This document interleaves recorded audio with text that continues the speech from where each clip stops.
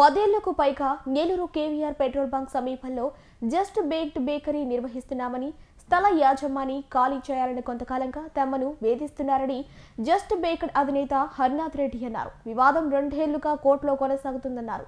గత రాత్రి తన దుకాణాన్ని ధ్వంసం చేశారని, కుటుంబంతో సహా వీధిన పడ్డామని ఆవేదన వ్యక్తం చేశారు. తనకు న్యాయం చేయాలని కోరారు.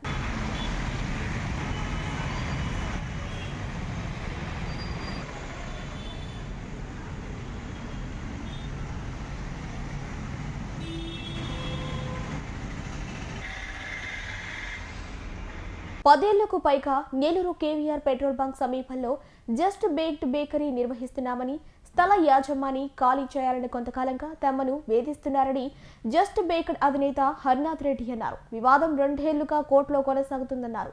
గత రాత్రి తన దుకాణాన్ని ధ్వంసం చేశారని, కుటుంబంతో సహా వీధిన పడ్డామని ఆవేదన వ్యక్తం చేశారు. తనకు న్యాయం చేయాలని కోరారు.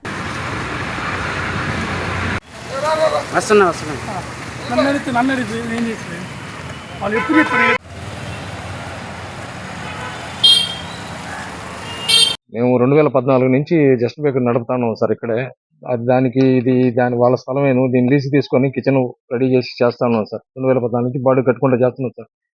వాళ్ళు ఖాళీ చేయమన్నారండి. ఖాళీ చేయమంటే మేము 2 సంవత్సరాలు టైం అడిగాము. వాళ్ళు కోర్టులో దావా వేశారు. కోర్టులో నడుస్తుంది సార్. ముందు అసలు ఎటువంటి ఇంటిమేషన్ లేకుండా రాత్రి మొత్తం పగలగొట్టేశారు సార్. నా మిషనరీ మొత్తం నాశనం అయిపోయింది.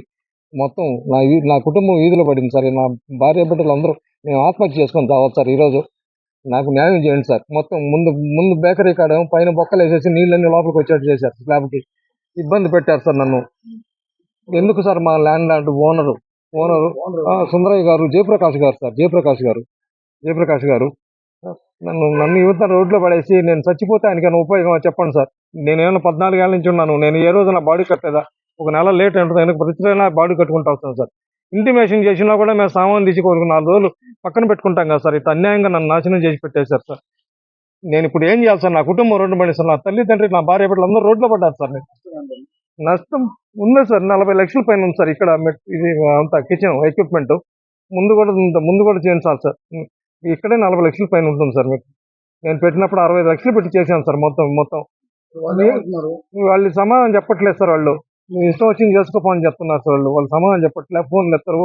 రాత్రి వచ్చి పాల్గొట్టేప్పుడు అడిగితే మీ ఇష్టం. మా వాళ్ళు వచ్చి సెక్యూరిటీ వాళ్ళు వచ్చి అడిగితే వాళ్ళు నెట్టేసి ఏం చేసుకుంటారు, ముందు కూడా వేస్తున్నారు, మేము ఏం చేసుకుంటారు చేసుకోపోండి అంటున్నారు. వాళ్ళు 10 మంది పైన వచ్చారంట సార్. జేసీబీ 10 మంది మనుషులు వచ్చినారు.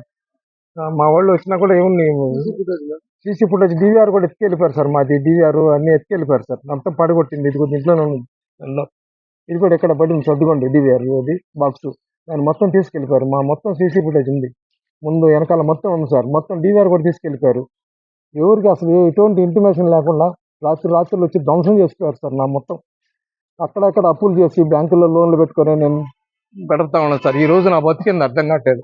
మొత్తం వచ్చి పైన పడతారు సార్. ఈ రోజు నా మీద మొత్తం అప్పులోళ్ళు, బ్యాంకులోళ్ళు వచ్చి పైన పడతారు. నా జీవనోపాధి సార్. నా బతుకు తెరువు ఇది. నా బతుకు తెరువు లేకుండా చేశారు ఈరోజు.